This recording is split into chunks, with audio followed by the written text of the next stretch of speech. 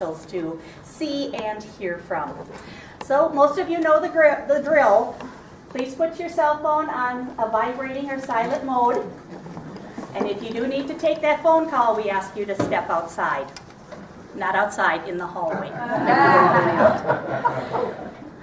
We will just start with opening statements with our elected officials, and then the microphone is open to you. So please come up. There's a little prompt at the podium. Please say your name and where you're from, and then go ahead with your issue. A couple minutes of background, but then we need a question or something that can be addressed by elected officials. So we're not looking for real long commentaries today. And hopefully we'll get everybody's questions addressed. We really are going to try and be out of here by 11:50. So that's our touch point, so we can wrap things up. Any questions before we start? Mark, you're good to go? All right. 10:29.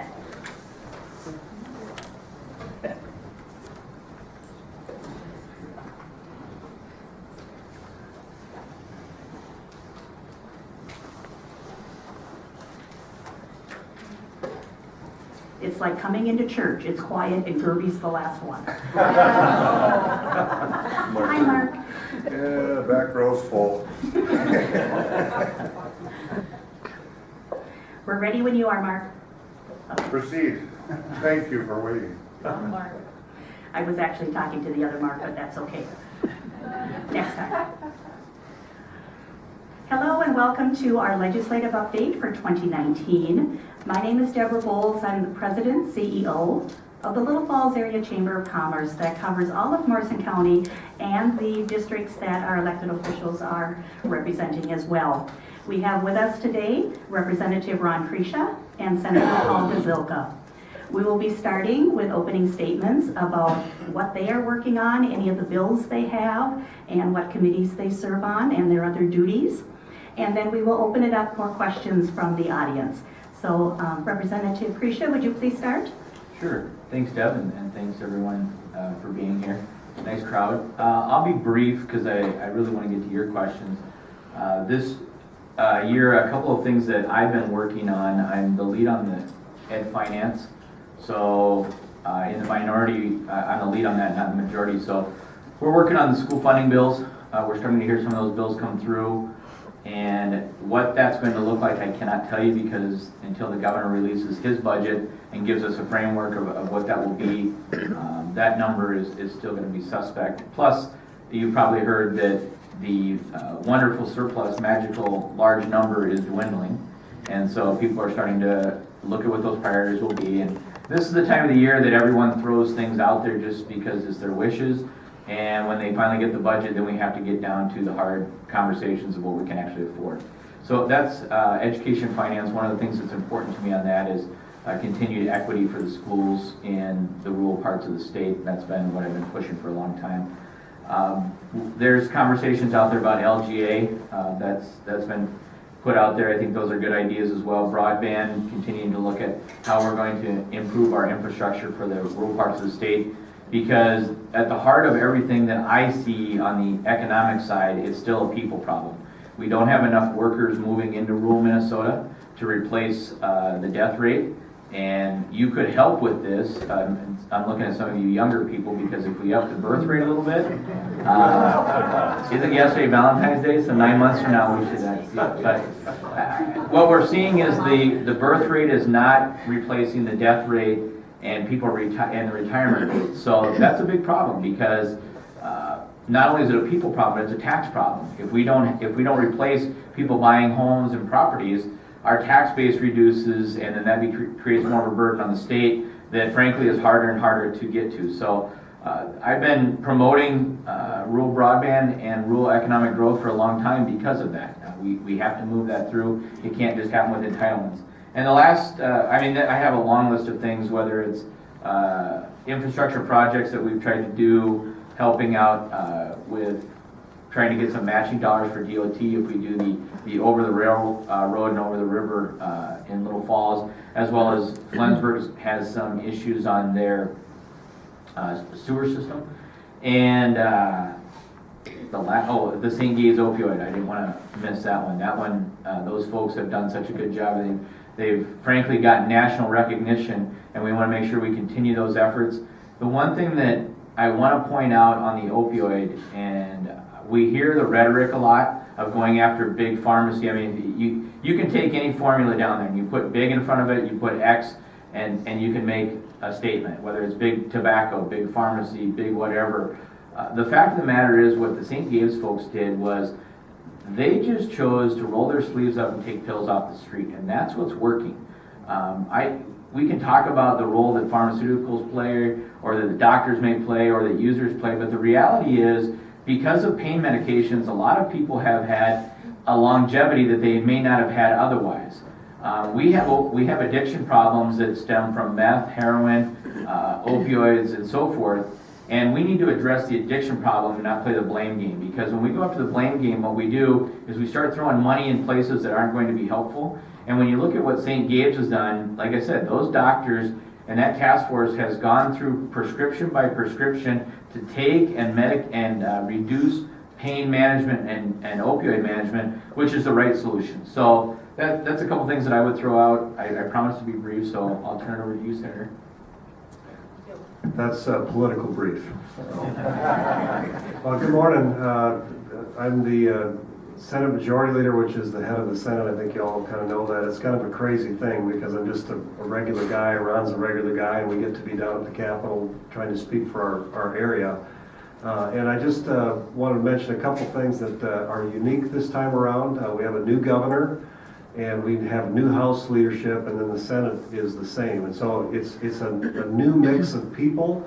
And I'll just say, divided government seems to be what Minnesota wants. We're the only one in the country that has divided government right now. And so it is what Ron and I are tasked to work within. It's a little tougher in the minority, but frankly, Ron is very, very effective at what he does. And because he treated people right when he was in the majority, I am convinced that they will continue to rely on him. So that's kind of the overview. But with the new governor, I've met with him a half a dozen times. I am optimistic that we will be able to get things done for Minnesota. He's going to be on one side, I'm on the other side, and there's going to be certainly clashing, but I think you'll find it generally respectful. In fact, I confronted him on a pipeline issue up north where he extended a lawsuit that a lot of people thought he wouldn't. And I called him the night before and left him a message that said, I'm going to give you a heads up, I'm hitting you tomorrow because I believe you're on the wrong side of it. But it wasn't, so the goal is the goal is to communicate. And when you do that, you manage to get a lot done. And then the other thing I want to mention is a few things. Well, no, I'll wait for the questions. If they don't come up, I'll hit them at the end. So we'll do it that way. Okay, great. Thank you, Senator. So we would start with our first comments and questions. Whoever would like to step up.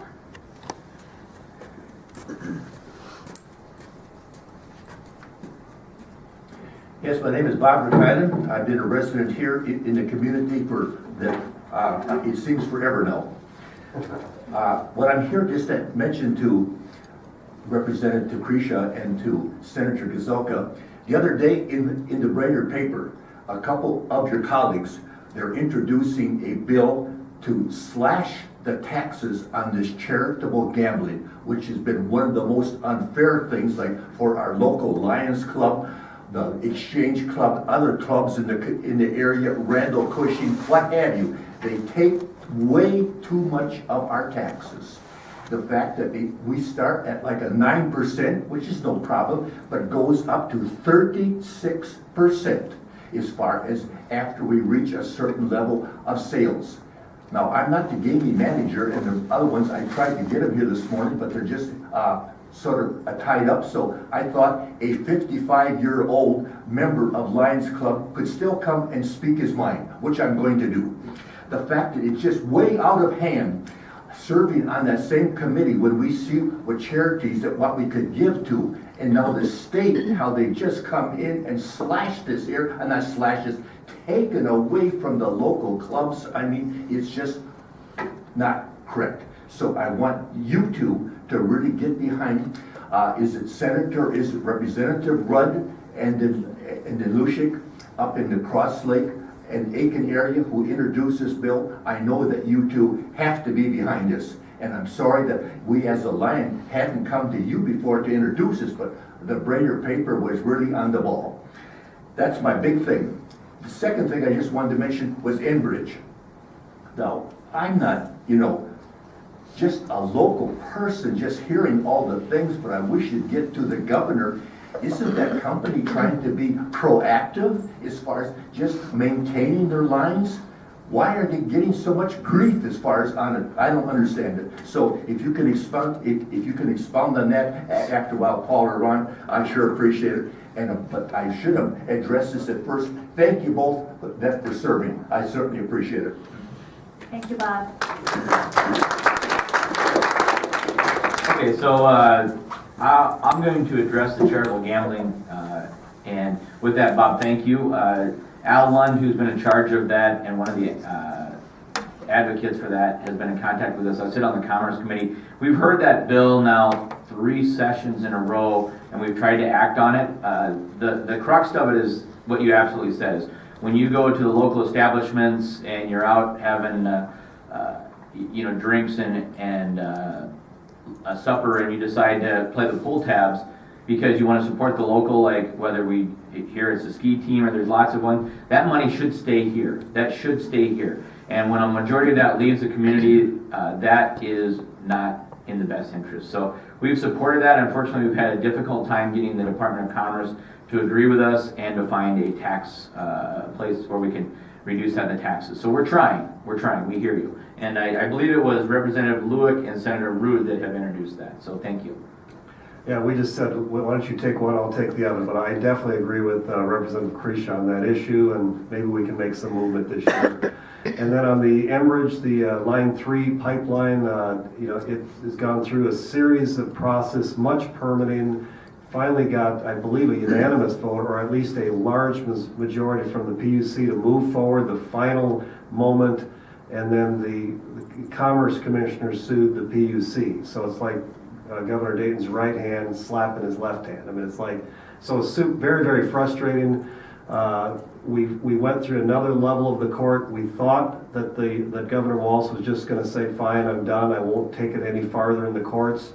But that was the battle, frankly, between the blue-collar unions and workers and the extreme environmental left. And in the end, the extreme environmental left won. And so you have many people that are upset with the governor for doing that, not just Republicans.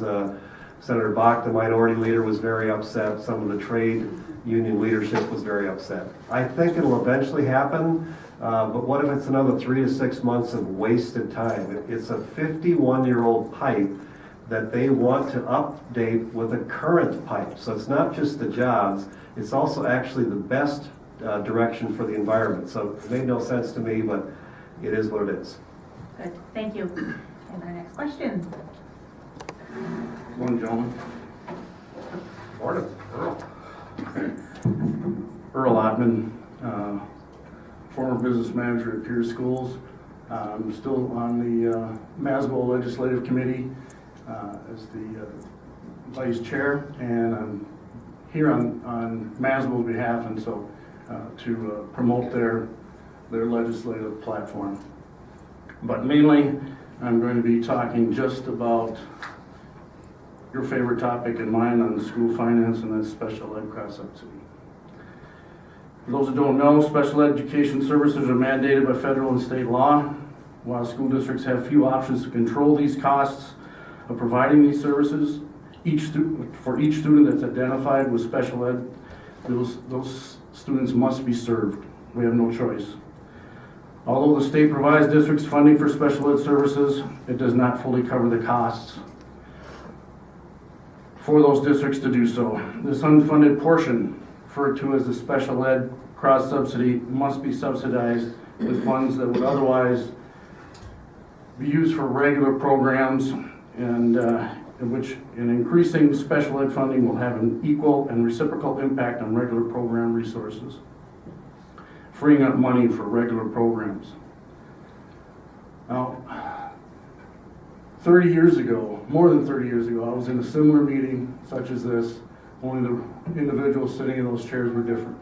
It was Senator Samuelson and Representative Hensel. And that topic then was special ed cross subsidy. And Senator Samuelson, I won't forget it because it's hard to forget for me. You know, I've been in school finance for nearly 40 years, but this one sticks in my mind, and that was, he was not going to increase this funding because it would leave the federal government off the hook. And some younger individual, to be renamed nameless, said, but do you realize, Senator, that you're leaving the districts on the hook? And just to give you an idea, in 2003, the cross subsidy was $375 million statewide. In FY19, it's projected to be over $700 million. This means those funds can't be used for the purpose that they were originally intended for, and that's general instruction.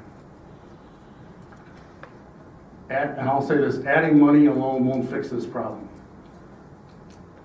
It has to be targeted equitably, and reporting policies need to change. Teachers need to be able to teach instead of doing paperwork. And there's a lot of paperwork being done out there, not only for those teachers, but also for the district office staffs, the administration. Under the current funding formula, special ed funding is unpredictable. It's the second largest funding source we have, but it's the most unpredictable. I was at a workshop last week at the Maslow conference, and for 2 hours, the business managers in that room learned about special ed funding. There's newbies in there, and there's experienced business managers in that room. And I can tell you how I felt at the end of that meeting. This is what I learned. As I said, it's unpredictable. And if you were above the funding cap, you were not going to get any more money. And districts won't really know what their special ed funding will be until about 8 months after the close of the school year. It's a frustration that every business manager, when asked how much money are we going to get, can't really answer that question to their school boards and to their staff. We need some help. We need some funding in this area specifically. We can't kick this issue down the road another 30 years. Districts cannot maintain this level of underfunding. So I appreciate your help. I know you've done it in the past. I've appreciated working with you. And so again, just thank you.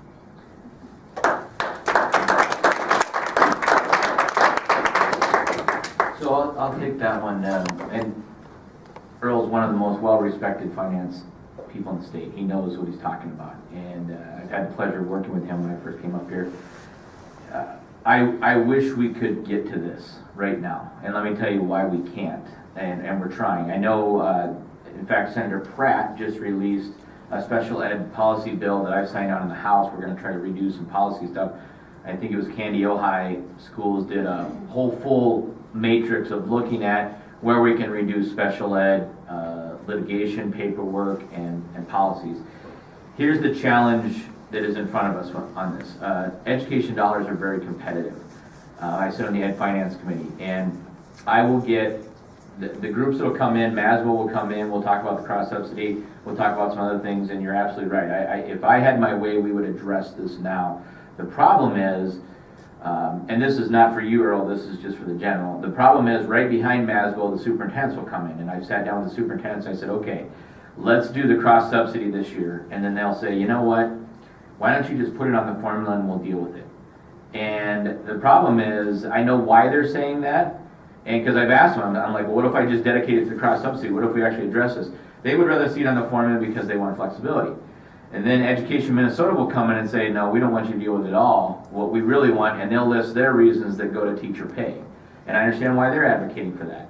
Then I will get group after group that'll come in and say, you know what, let's just add this to the special ed because we have these kids that need these. And suddenly we get this scope creep of special ed that gets more expensive for the schools. So what I'm pointing out is you're absolutely right, and it's probably the most difficult thing we're facing with. I don't know how we get the feds to step up. I just had another presentation in Ed Finance this week, and we saw the projections. I mean, you look at it now and it's scary. You look at 10 years from now, and the widening of the funding is going to get worse and worse. So you're right. We talk about this every day, and I wish we had more progress to report to you on that. I don't have a better answer. Which is why I look to Ron for many of the education issues, because he was a former teacher and helps me navigate where I want to be on it. There is a court case, if it hasn't been announced, will be announced, that somebody's suing the state related to special education, even though it mostly is a federal issue. So I don't know where that's going to go either, so stay tuned. Okay, good. Thank you. Danny? Yes. My name is Danny Noss. I wear many hats, but first of all, I want to thank Debbie and the Chamber of Commerce and Senator Gazelka and Representative Kresha for holding these meetings throughout their districts, because it means a lot to the people out in the rural areas. Let me see, I'll start off as the treasurer of the Camp Ripley Veteran State Trail. I know that there's been a lot of discussion with both of you, from Frank Dosiak, our president, and I want to thank you very much for all that you've done. That's been a very tiring 10, 11 year thing before we got it started, but it looks like we're actually going to start putting some trail down. So that's very exciting. I want to thank both of you for that. Let me see, what was the other one? As gambling manager for Randall VFW, I want to thank this gentleman for bringing up those taxes. I think ours are 36 to 39%. Now we don't have a lot to give out to the community, but it holds us back a lot from what we can do with those taxes. Then as the commander of the Morrison County Disabled American Veterans Chapter 12, I look forward to meeting both of you at the Veterans on the Hill Day on March 20th. I'm working actively to get a 1 or 2 busfuls of veterans from this area to take the ride down and spend the day with you, and I want to thank you. Then last, as the mayor of Randall, I want to, there's a big concern in the rural area about this red flag bill. It's very concerning, and I don't know the specifics of the bill. I haven't read it, but you hear these different things like, I can walk up and not know this lady here and say, I think she's a danger.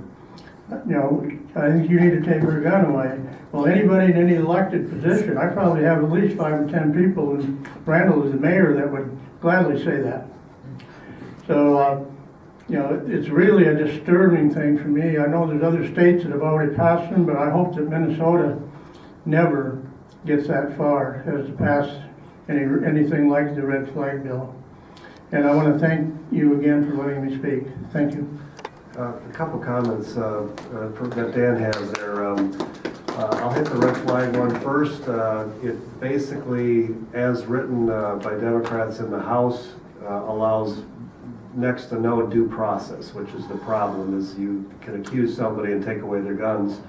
And I would say most rural legislators, Republican and Democrat, even though it's mostly Republican, are not interested in any more gun restriction bills.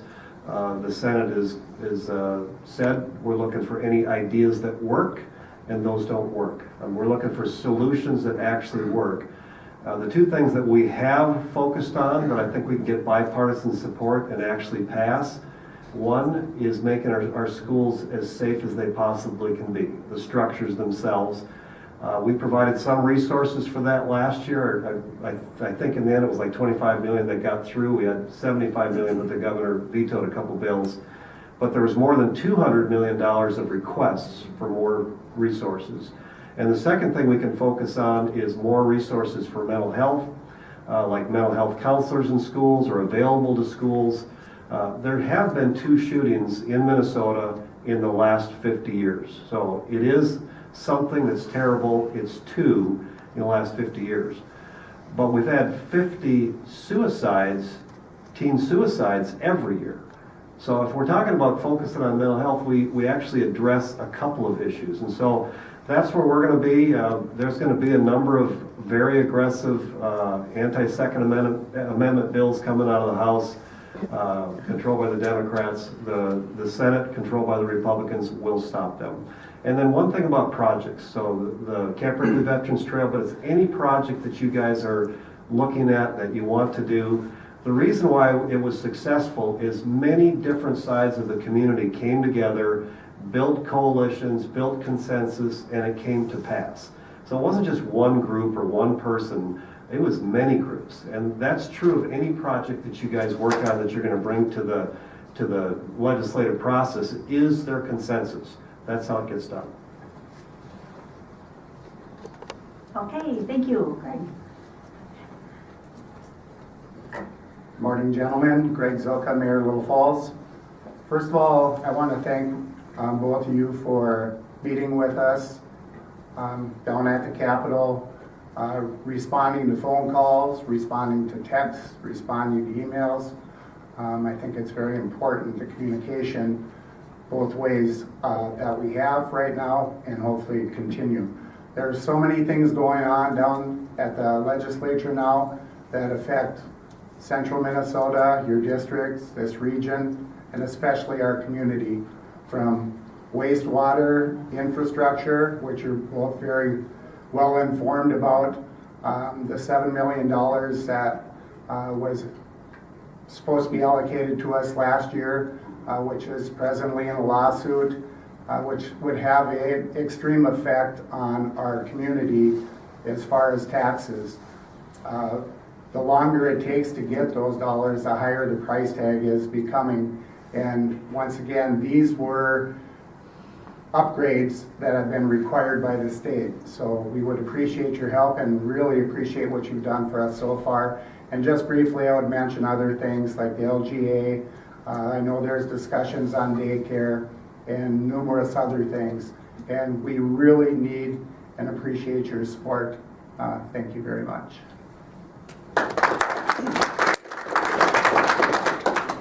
Yeah, I can't disagree with any of that. The bill on the wastewater, funny as it is, I think is one of the most sought after bills. I mean, it's the one that I don't see many bills like this where everybody wants it because it was the right bill and it had the right projects. So I have pretty good confidence that's going to get done. It may be a little bit of a curvy path to get there, but I think that's going to get done. And I know the Senate's been working hard on that as well. Everything else you said, yeah, I'm in full agreement with. We have to grow our communities, and it's a people problem. I see John coming up next. I'm sure he's going to talk about the daycare, but I won't steal your thunder, but without some of the things he's going to talk about, we're not getting folks here. And I'm just going to be very honest with you. If there are no folks here, there is no tax base, there is no industry, there is no future. And that's just, that's the way economics work.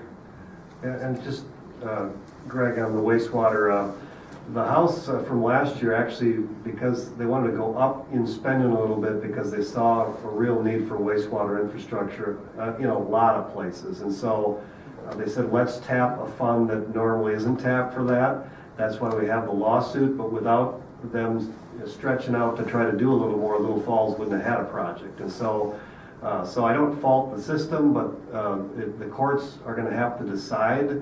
But my commitment to Little Falls is that we find a way to do it one way or the other by end of session. There's been proposals to just change it all to GO bonds instead of the way it was funded. And some people like that and some people don't. And it's kind of a new mix of people. And it takes a supermajority to pass in the House and Senate, and so I don't think I have it right now. But I am working towards a win. And Senator Gazelka, and he summed that up very nicely. One thing I'm going to mention about that, what we did on that in the House, and I'll be honest, we looked very closely at those funds. And what we did was not unconstitutional. In fact, we used those funds exactly what they should be for, which is clean water.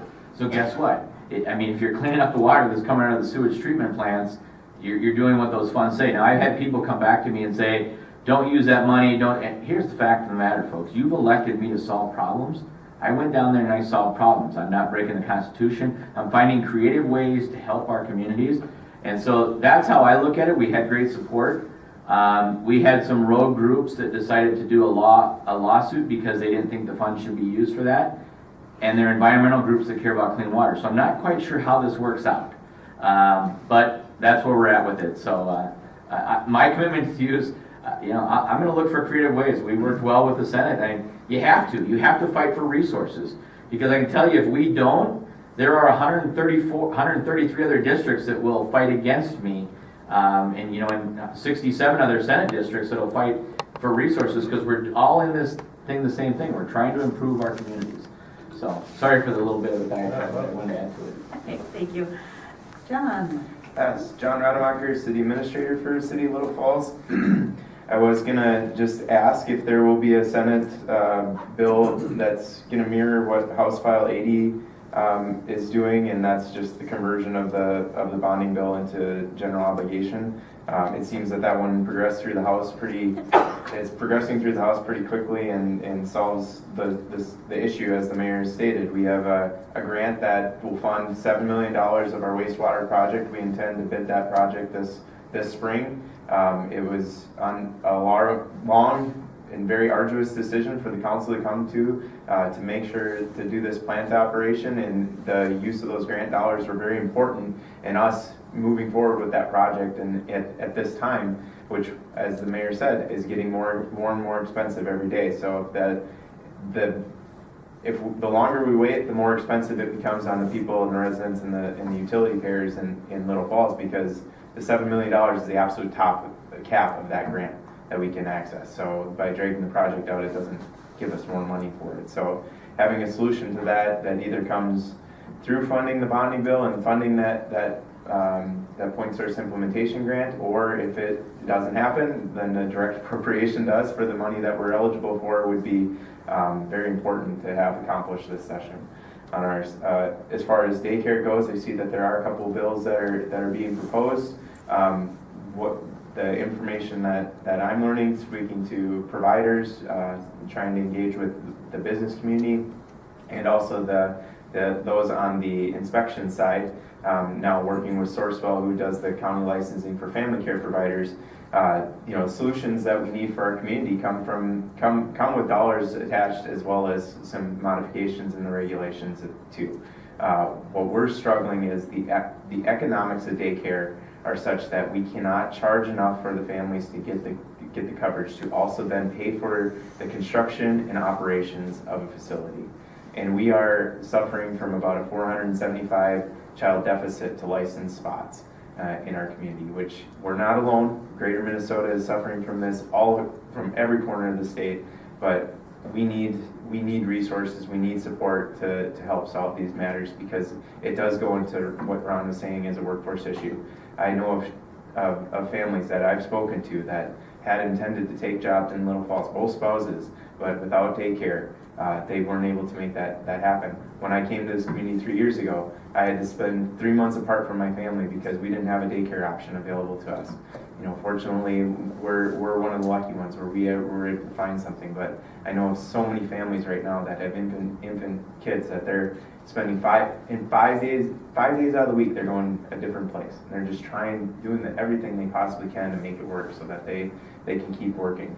And it's a struggle every single day for those families. It's a struggle to be in this position and feel like I'm trying to accomplish things and not having the resources or a solution to really solve that issue immediately. One last thing that I wanted to address and ask for your support. We've been working on a project, and you know, I'm certain that you've heard about it with Barrett Pet Foods. And one of the roadblocks that we're running into is with our gas utility. They're informing us that they're at their capacity for supply to our community, that they won't engage with upgrading that infrastructure unless the company that's coming and asking for this increase is going to pay for it. And the question is, how much is that really supposed to cost? So we're really at a crossroads of, can we even expand more businesses to our community and create more opportunities to our community if we're held back by something that right now isn't in our control. And Just energy? this is CenterPoint Energy. Center. Yeah, they're our one natural gas supplier in town. So we do have access to some nearby transmission lines for natural gas, but there's a lot of concern about if they're not willing to do it, how might we be able to solve this? So I just wanted to bring that to your attention and know that we're hopeful, or we want, you know, potentially some action taken to make sure that we can bring in the resources that we need to grow our community, make it a better place to live. Thanks.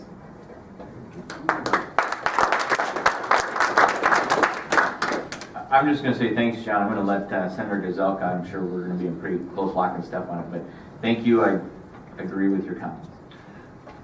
So first of all, John, House File 80, the wastewater infrastructure one. I have to have 41 votes. I have 35 Republican senators, so right now I'm not there. That's why I said my commitment is end game to make it happen. If I can get it done earlier, I will. We're exploring a number of different options that I have phone calls with the Democratic Speaker of the House, of which I can't share with you now because you won't keep it a secret. But I'm fully aware. And then on daycare, that was one of the top 5 issues that we listed. We listed 5 issues that we want to focus on in the Senate: mental health, daycare, healthcare costs, the tax conformity bill, and then waste, fraud, and abuse in government. And so those are kind of our key things that we're looking at. And daycare, one of the things in rural Minnesota is regulations. Everywhere we go, people say the regulations are driving a lot of people out of the business. Maybe not the big ones, but the mom and pop ones. And so it's on our radar. We have a number of senators that are carrying legislation to work on that one. And then finally, John, on the last one related to the natural gas capacity, if you'd send me, and I'm assuming Ron, an email on that one's first time on my radar. I wasn't aware of it. Great, thank you. Robin? Robin Hensel, and I live here in Little Falls. I think most people here probably are aware that not only do I value my First Amendment rights, but everyone in this state. And it is because of that I'm here today. Even though you sponsored Senate File 247 and introduced H400, which became 2 laws in 2017, at Minnesota Statutes 3.226 and 16.6Cs, .053. As your constituent, I'm requesting that you now sponsor or co-sponsor a bill to repeal them. These 2 nearly identical laws seriously impede my rights to free expression, association, and religion under the First Amendment to the U.S. Constitution. Similar laws in other states have now been struck down by federal courts, and there is a looming possibility that these laws will soon meet the same fate, all at the expense of Minnesota's taxpayers. As you know, these 2 laws were introduced as measures encouraged by the State of Israel to counter the rapidly growing and popular BDS movement. BDS is short for Boycott, Divest, and Sanctions, modeled after the boycott movement that helped defeat apartheid in South Africa.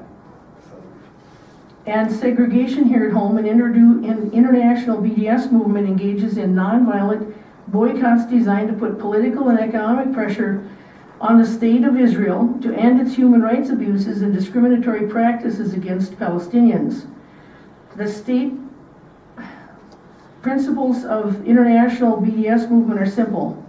They are that nonviolent punitive measures should be maintained until Israel meets its obligation to recognize the Palestinian people's inalienable right to self-determination and fully complies with the precepts of international law by ending its occupation and colonization of all Arab lands and dismantling the wall, recognizing the fundamental rights of Arab Palestinian citizens of Israel to full equality, and respecting, protecting, and promoting the rights of Palestinian refugees to return to their homes and properties as stipulated in U.S. Resolution 194. Thus, those who engage in BDS activities do so to express to Israel that its human rights violations and discriminatory practices are wrong and that there will be an economic price to pay. This is a direct expression of an idea. The federal courts that have now examined other states' similar anti-BDS laws have so found. Moreover, the Supreme Court has long stated that the government may not prohibit the verbal or nonverbal expression of an idea merely because society finds the idea offensive or disagreeable. Minnesota statutes 3.226 and 16.c.053 are unconstitutional because they require prospective vendors and contractors who wish to boycott Israel to refrain from this First Amendment protected expressive conduct in exchange for a state contract. The statutes are also a violation of the First Amendment because they are hopelessly vague. The Supreme Court has held that the government may not compel the endorsement of ideas that it approves, and if there is any fixed star in our constitutional constellation, it is that no official, high or petty, can prescribe what shall be orthodox in politics, national, religion, or other matters of opinion, or force citizens to confess by work or act their faith therein. These two laws are directly designed to compel the endorsement of the idea that boycotting Israel to promote human rights is somehow unorthodox. As such, these laws are unconstitutional. They also defame Minnesota's image as a rigorous protector of free speech. They invite lawsuits that the state will lose. I therefore ask for your support in sponsoring or co-sponsoring a bill to promptly repeal these two laws because as a matter of religion and conscience, I support the right to boycott Israel in the nonviolent movement for Palestinian human rights. No one should be excluded from contracting with the state of Minnesota for doing so. Thank you. I sponsored that bill. One of the best bills that we did last year. I had incredible bipartisan support. My question to you is, how long do we want to perpetuate the hatred of the Jewish people? I think we have enough anti-Semitism out there already. If you read that bill, and I wrote it, and Robin, you're wrong. I did not have Israel supporting me. I did not have anybody coming to me. I worked with Jewish people who said, Ron, we have bombings in our synagogues. We have kids that are discriminated against every day. How long is this going to come up? So what we put was a common sense law that simply says this.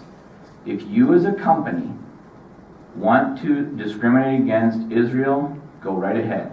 But you can't do it and apply for state funds. We are not going to allow you to use taxpayer dollars and discriminate against people. Robin, if you do this with homosexuals, you do this with people of African American descent, you do this with any other protected class, you cannot use state dollars for discrimination. You cannot. So to say that this is unconstitutional, first of all, you have no idea because you're not a Chief Justice. And I can't make that determination. I'm a legislator. I put a bill out. We had huge bipartisan support. And if you want to continue to perpetuate anti-Semitism, I think Representative Omar is doing a great job. You just join right ahead with her. But I will not continue to push hatred. That's not who I am. It is not. I had my say.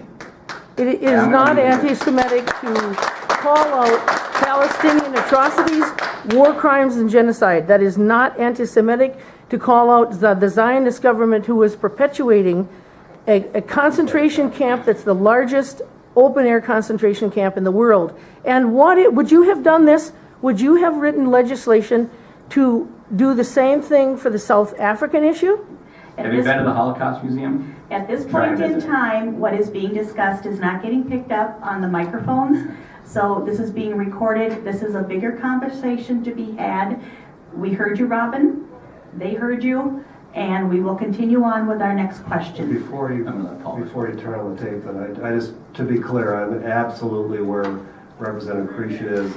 I very rarely text it out or tweet out against somebody, but it's that trend or attitude, and Representative Omar had her like the fifth one, and I finally said that's enough. And even Nancy Pelosi asked her to publicly apologize, and so it's a trend that both Ron and I are very concerned about, Robin. And we'll continue on. Thank you. Thank you, Representative Kresha. Thank you, Gazelka, for being here. My question, I'm Devin Janicek. I'm here at the Little Falls Care Center. My question is related to long-term care. Life expectancy is constantly increasing with medical advancements, and fertility rate is decreasing. With the projected socioeconomic and demographic patterns leading up to 2030, how do we plan to adjust our long-term care facilities to both for employment and ability to provide the care that's needed for the residents?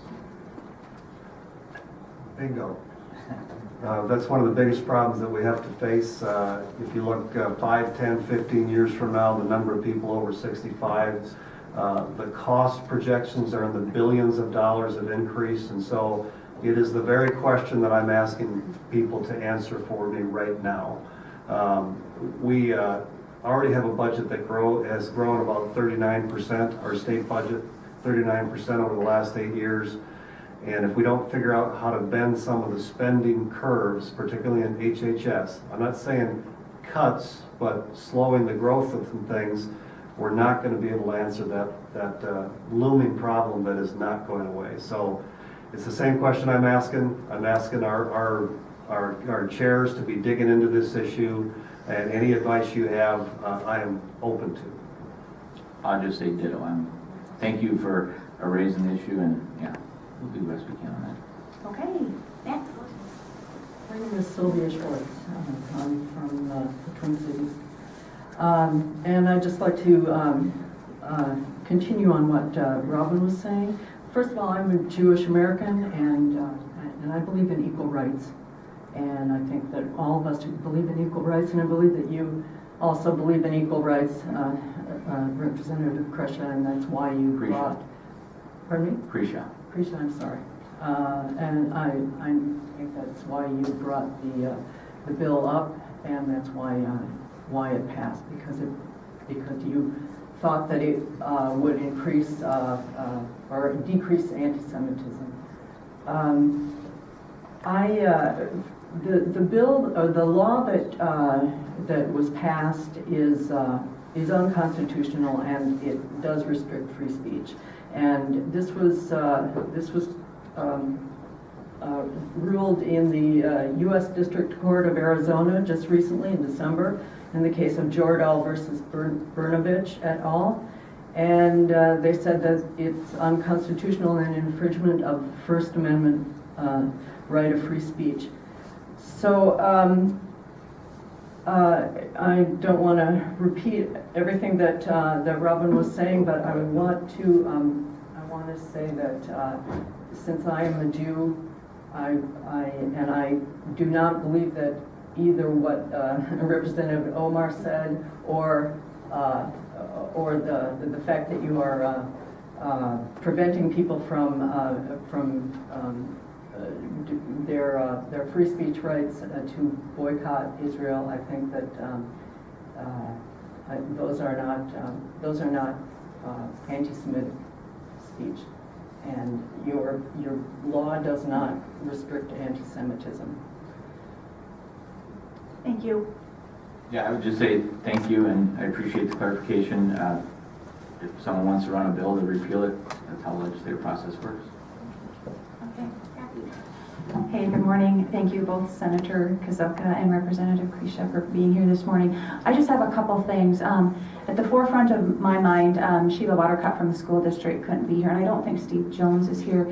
Our Drug-Free Communities grant will expire in September, so we're looking at a way to fund a drug-free program in the schools. We've done some great things with St. Gabriel's Health, and then, did I introduce myself? Kathy Lang, I'm sorry. And I'm not dangerous. Thank you, Danny, for pointing that out, but I assure you that I am not.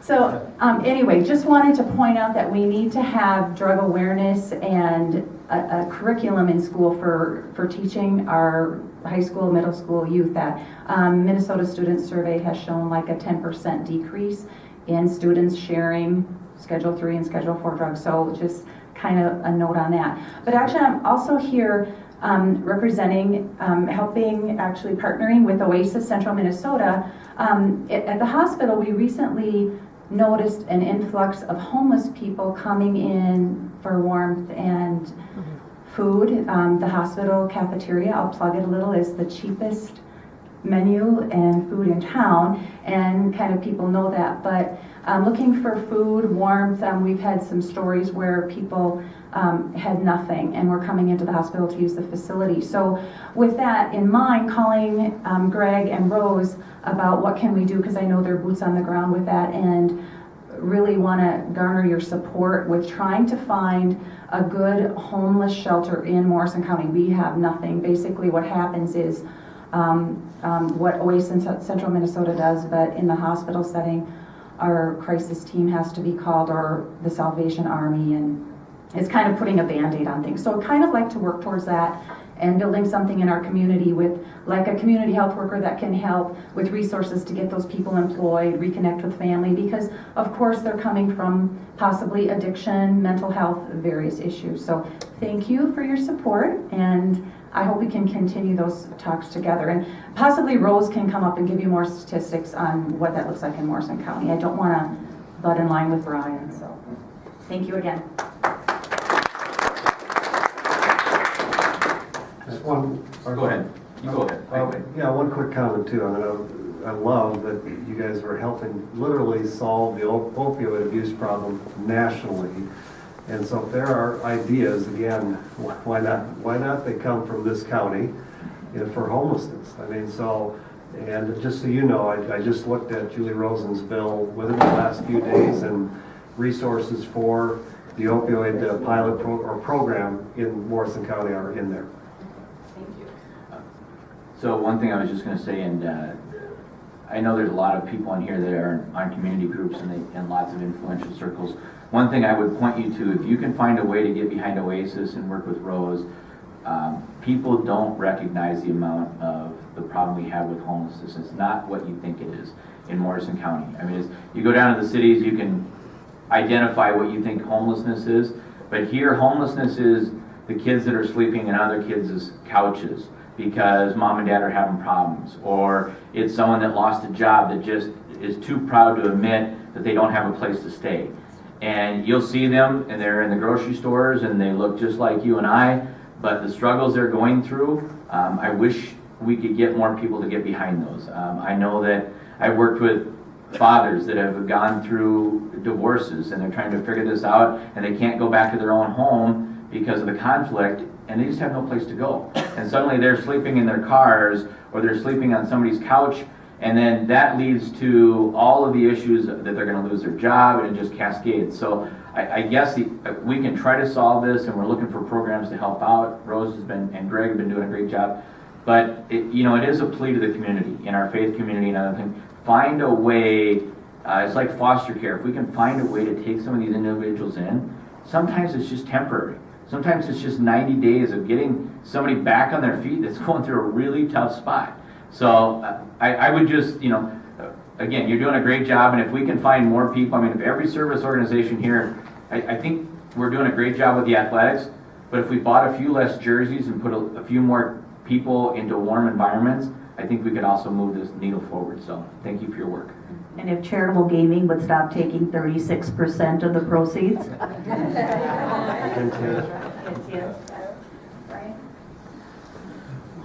Morning, gentlemen. Brian Bernander, St. Augustine's Care Center.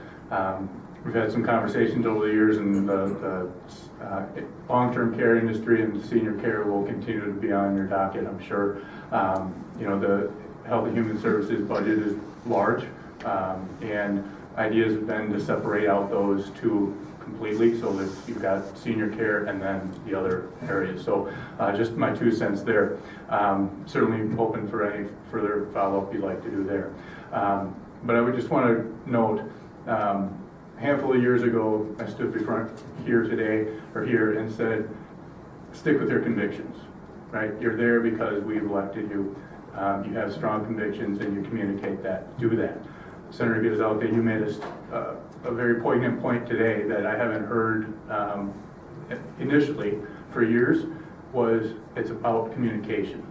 Regardless of what side you're on or however the issues are, please continue the communications. That's why you're there, and we appreciate that standpoint, and thank you for growing into that as well over the years. So thank you, gentlemen.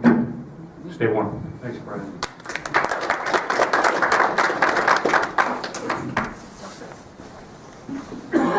Roman Watuki, a resident of Morrison County. You came up here to divide government in Minnesota. We're the only state. Last year wasn't dividing government, and I think we pretty much had a disastrous legislative session. There's a lot of good points being brought up here today that can be dealt on. I'm in disagreement with many of them. But you take and I don't like digging into the past, but you take a look at last year's legislative session, in the dark of the night, a handful from the House and a handful from the Senate put up 960-some page bill with no input from the minority party and expected Governor Dayton to sign that bill. I think you're relatively smart people. When you told Bill out on the table like that, and I know Governor Dayton, and I know Governor Wells, if the bill comes out like that this year, last minute, no debate off the floor, that bill's going to also get built over. Let's go down there and keep an open policy on the House side, unless essentially two-way the mute button, so the minority party like Ron can have input on the bills. Where last year, the Speaker Dow, he didn't want to listen to the minority party, he pushed the mute button. Never happened. How come it's the mute button, take it out? So I'm just telling you. Never pressed it once. But you take a look at the other issue. On $98 billion for, that was taken out of the legacy fund. That was a constitutional amendment for the basic people. The constitutional amendment in that bill says the money that's coming out of the lottery goes for arts, culture, and environment. If you take a look at that bill and read it, and I think these are pretty intelligent people, you should have knew that was going to get a court challenge or get vetoed by the governor. Instead, the governor says it should be brought up at the next legislation, not that he was against it. I think some of that stuff got to come out and look at that stuff. I know you're intelligent people, but I've read that legacy fund bill, and I'd say it's unconstitutional what you did with the money, the way it's plotted. The money says it's what it's supposed to be used for, environment, and not supposed to be used for government projects. And my question to you is, what are you going to do to prevent all these good things these people are bringing out here to end up in a mess like last year at the end of the session, 960 bill, months of work, chewing out at the table,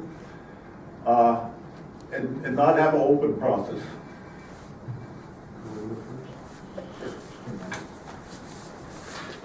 One thing I love about this job is we can disagree.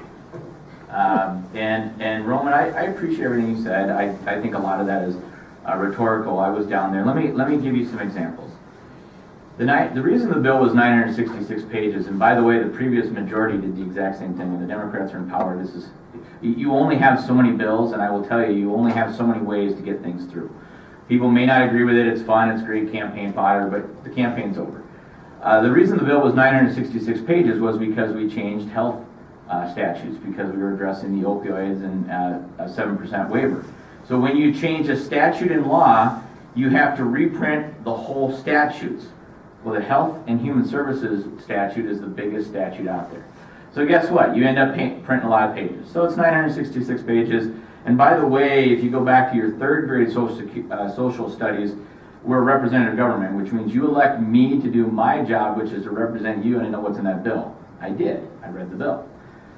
Let me tell you some of the bills that have come out this year from the Democrats who hated that 966-page bill. Safe schools. That was in the bill. I authored it.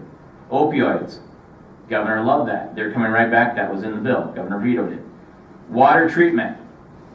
I don't know how, and you can make the case, and I guess we can disagree on this. I don't know how you can say the legacy is for clean water, but running dirty water through the wastewater treatment plants is not adhering to that. I don't understand. I mean, I've looked in the dictionary.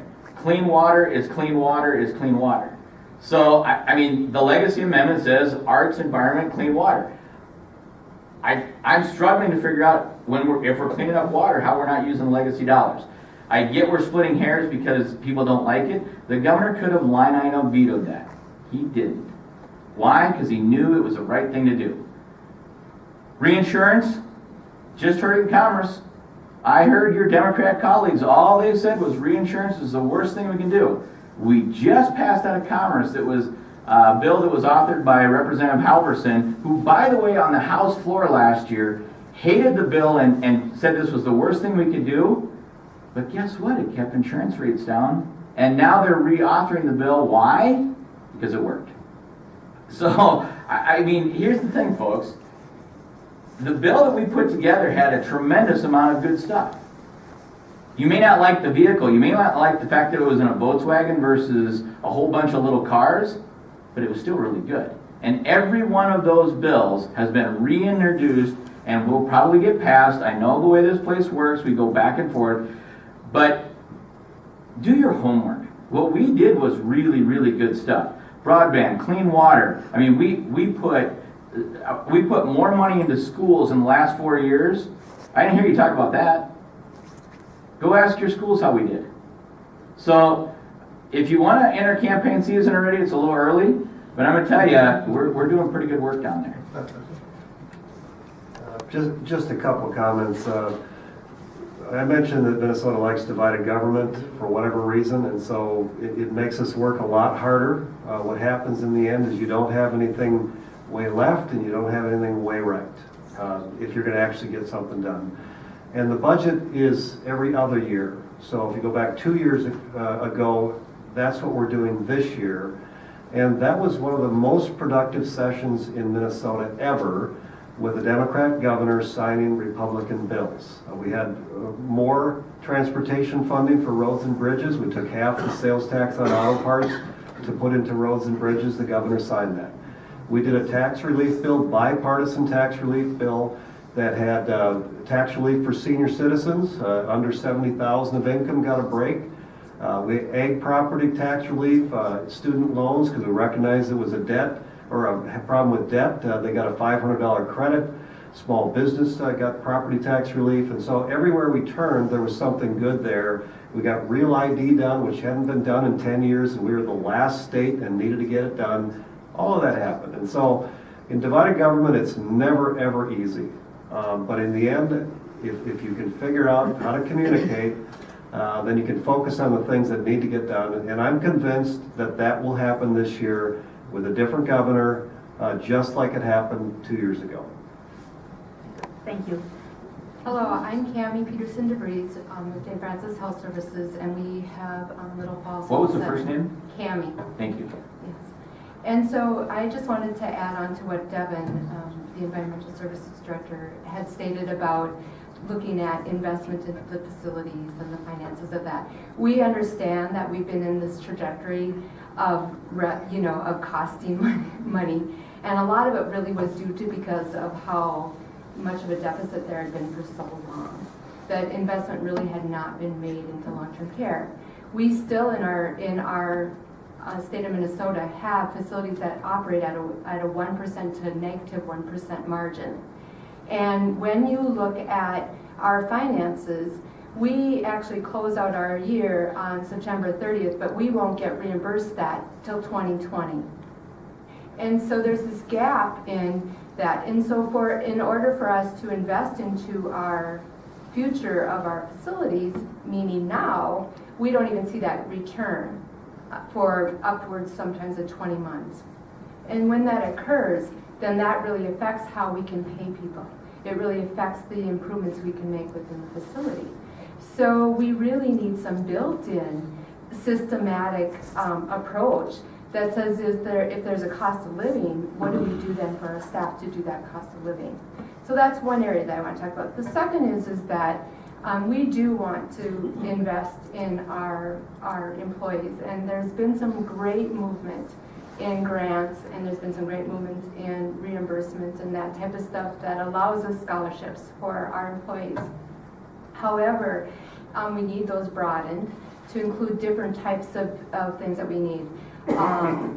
To include maybe looking at the structure of our long-term care and how do we diversify some of that employment to actually fulfill the needs of our residents, and how do we attract those people. I also teach nursing students, and I can tell you we have to increase what it looks like in long-term care for our students. I can tell you I go into a class of 60 to talk about the NCLEX exam, and maybe one out of 60 is willing to go into long-term care. Why is that? We teach them that long-term care is not valued. And so until we start to really show that we have value in the very strong seniors who have supported us through all of this, and that we all have legacies because of them, that we need to do that. The third thing I'm going to talk a little bit about is that we know that what's in the forefront is abuse and neglect. And we are working on a campaign that says I care as a long-term care through our Leading Age Minnesota. There are far more of the positive stories that go on, and it's the one or two that make the paper that really destroy our industry. And really, it's good people that aren't going to want to do this anymore. And so we're getting leadership people saying, why would I put my license on the wall when I can get somebody that says that there's an abuse? I can get the state survey team in there, and I get this immediate jeopardy, and it gets plastered all over the paper, and it wasn't something that I had control over. So there's just this whole piece, but I also ask you not to slap regulations on it just by a blanket regulation, because that's not going to help the problem. We need to figure that out as a team, together, providers, consumers, and advocacy. So thank you for your service, and thank you, Senator Gazelka. I know that your leadership has been very much appreciated.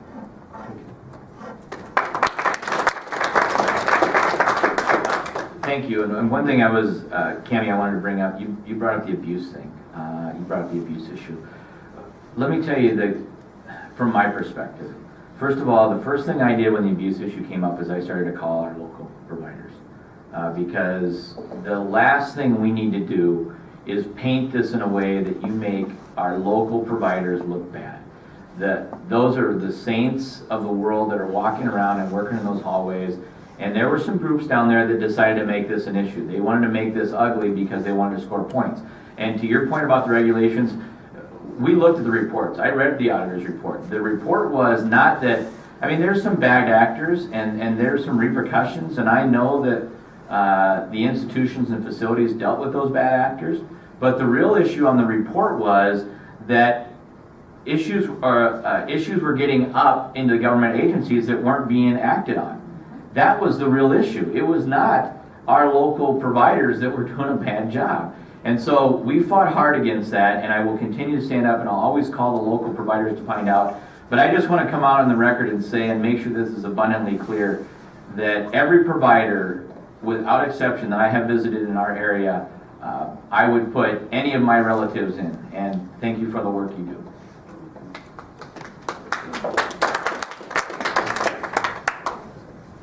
Although you've retired now, you don't do this stuff, right? I saw you sitting over there trying to get work. I'm Rose Surma. I live in Little Falls, and I'm with Oasis Central Minnesota. Thank you, Kathy, for talking about some of the collaborative work we're doing. Our organization has been in the community for decades. Actually, I think it was 1989 that we got our tax exempt status. So this is our 30-year anniversary. We've had a history working with housing and homeless, and more recently we've been more active in that area. we're a small organization, but we're growing to serve more of the housing need. This past year, we served more than 100 individuals that did not have housing. 57% of those were minor children. So most of these individuals that are affected by this crisis are minor children. And they really deserve safety and dignity and the ability to grow healthy. I'm trying to look here. It is a community, we need community support and community collaboration, so I appreciate that being said, and Ron, what you brought up about our organization. I'm also happy to hear that a lot of the other issues that intersect with homelessness are a priority for you. Issues like addiction, mental health, daycare, childcare, transportation, and also schools. Those are all really important things in our community. Trying to think of what more to say. That's about all I have to say. Keep doing what you're doing, and thank you for your support of our community and organization.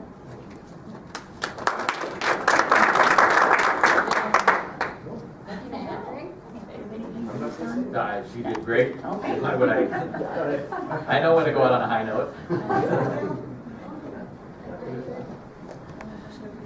Good morning, I'm Raquel Lundberg, and I'm on the Little Falls City Council. Thank you, Senator Gazelka and Representative Kresha, for being here today. As you know, we've been talking about putting a bridge over the river and over the tracks. So the river is not what divides Little Falls, east and west. It's the railroad tracks. This winter, my husband and I pulled up, crossed the river. We were on the bridge. The train was there, so we were stopped on the bridge waiting for the train to go by, and a fire truck pulled up next to us with its lights on, and it had to stop. And I looked at my watch, and it was 1 minute and 45 seconds before the train went by and the fire truck could get to the emergency. That a life could have been saved in that time. So I'm just wondering where we are in getting funding. If you could update us on getting funding. We need an additional $20 million to have that bridge go over the tracks. Are you helping us with that? Where are we at? So we're both interested. It competes, every project competes with all the communities. I think last year there was something like, I think it was $4 billion of requests, and just in round numbers, 1 billion got funded. And so it's important to start the process if you expect to have a project get funded. And so just a number of projects that I've worked on that they didn't start in the first or second, they got done in the fourth or the sixth or the 10th year. I mean, it just takes time to convince enough legislators that your project deserves to be paid. And that's what we work on, but that's the short answer. So how do we convince them? Us as a community, how do we convince? You're convinced, how do we convince everyone else? So that's not how it works. Let me put it to you this way. It's up to you to convince them, right? Well, let me finish. Okay. In some of those backroom deals that we did, and in the bills we put, and Senator Gazelka is being very modest, we worked the deal out. We had this money last year. We had the infrastructure, we had done this, and it was vetoed. And in fact, in a very creative way, it was moved, and I'm just going to be honest, I know Paul's going to be more humble about this, but I remember we were having a conversation in the hallway, we were bringing the transportation chair, I was working in the House, he was working in the Senate, and we figured out a way, and actually Paul had figured out a way that we could use some transportation dollars to move this. So it's a matter of getting to a solution. Now, I would love to say that we can go down and meet with 81 legislators in the House and say, let's get this done. But now we're on a reset. We had an opportunity, that door's been closed. Now we're back to square one. I have to build in my majority a whole coalition to get this into that bill. And I'll tell you, it's going to be harder because the minority has shifted to the majority, who all has projects. I was in the majority, I had projects. So now I'm competing against them, and that's just the way it works. So I hear the urgency. Don't think for a minute we're not trying to figure out solutions. the reality is the sands have shifted, and now I wish I had the power to go convince people that I have my ideas and they're the right ones, but that's changed in the House. So the best that I can tell you is, we're going to keep working on these, at least I will in the House. You have my commitment. I know Paul has been very vested in our area. So we look for those opportunities. I guess that's the best I can tell you. I mean, letters to the governor, squeaky wheel gets oil. So if you can convince the governor, and I have nothing despairing to say about him, see, if you can get the governor on board, our jobs are really easy. So that's where I would take you next.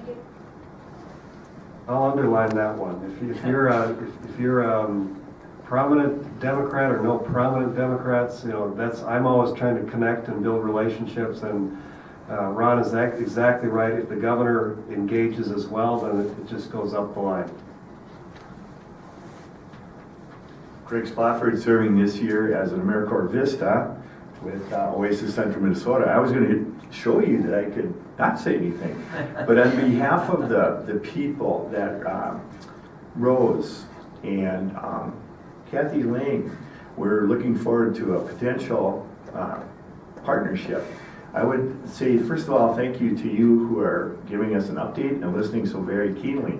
I would also like to thank our community, because our community does rally, and even although the challenge increases, our community does rally, and especially for the homeless, a passion, those who are dealing with all those related issues that rose. I just want to offer a success story in our smaller venture right now. There's a gentleman right now who was a concern here and in St. Cloud when he lived down there initially. But once given the opportunity to no longer be homeless, no longer be cold, and in need of some mental health medication that is not addicting, but assists with his mental health, he is giving back. He's volunteering with us. We also have a family that we just were struggling to find a place for. And darn if somebody, offered a house. Dad is no longer able to live at home, living at a long-term care facility, which, boy, watching for our seniors, all the issues that came up today, really important. But then that family was able to offer that house, and we have a mom and 4 kids. Kids are back in school. They had to leave the community for a while, weren't doing well in another community, and they're successful right now. Yes, there's more issues. Yes, we need to walk with them a little bit. But when we do, oh my gosh. I think that's all that has to be said. Just thank you, and keep it up, right?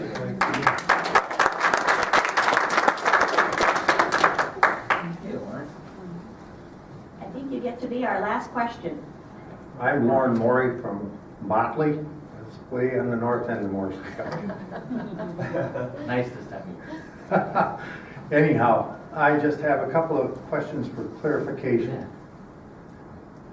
The pipeline was brought up with our first speaker, and I'm curious, does the governor have the last say on that, or do you gentlemen have something to say about how that turns out? That would be one question I have. Let me answer that one right away then. The governor could have made a decision to not further it in the courts, but he chose to continue that. Now it really is a court decision.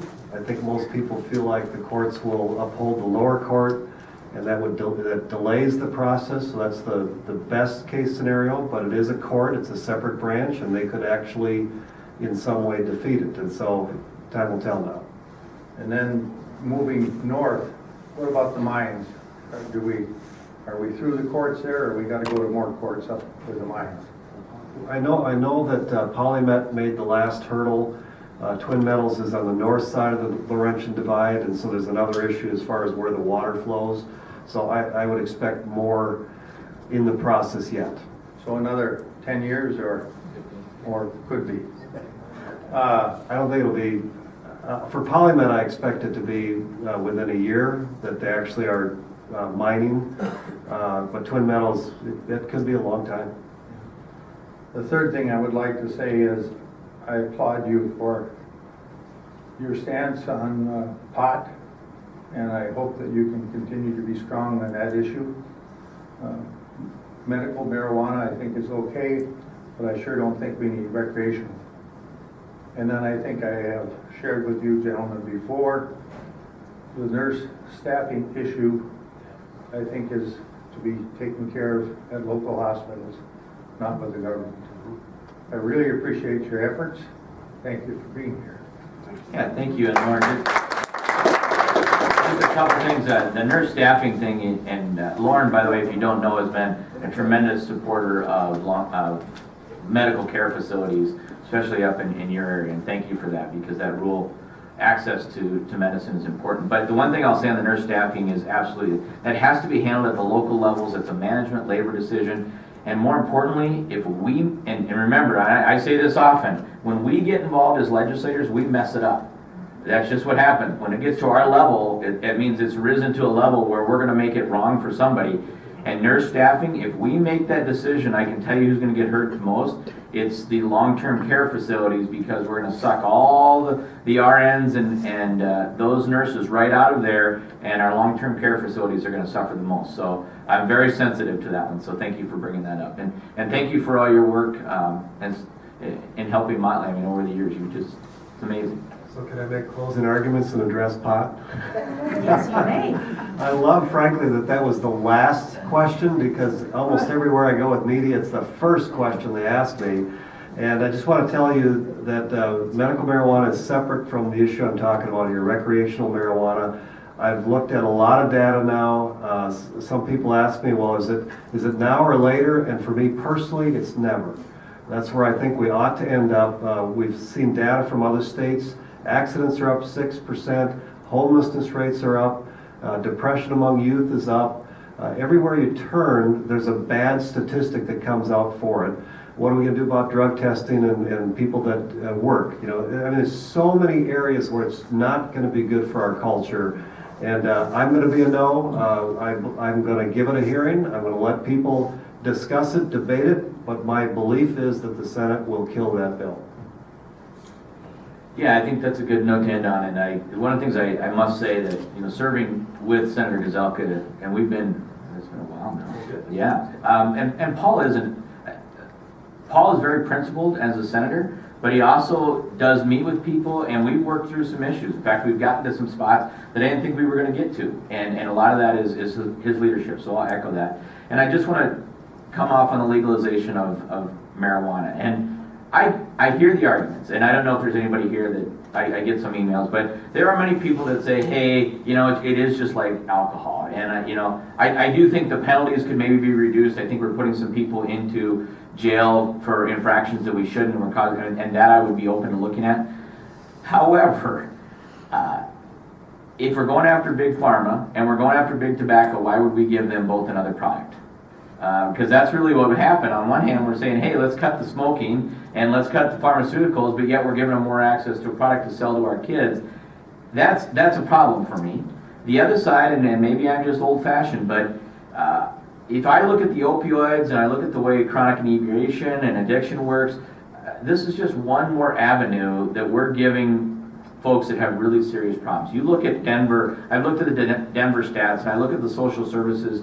Child protection is very important to me. The cases didn't go down, they go up, because you have parents that are struggling, and that if you're under the influence, you can't take care of the kids at the same time. Those kids have to go somewhere.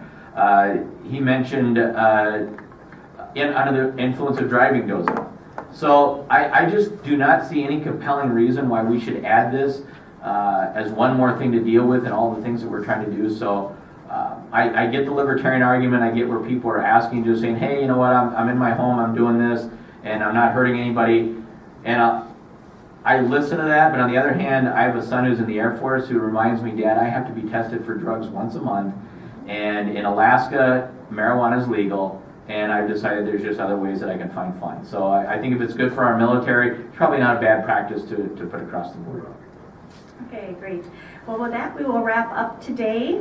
We want to thank Mark from Great TV for filming for rebroadcast on our local cable access. We want to thank our elected officials. We appreciate you being here. I know Senator Gazelka needs to hit the door running. Perhaps Ron will be here for a few questions afterwards if you didn't get a chance to talk to them. But thank you for being with us today, and thank you for your questions. And remember to keep in contact with your elected officials. They can only represent you if they know your issues. Thank you.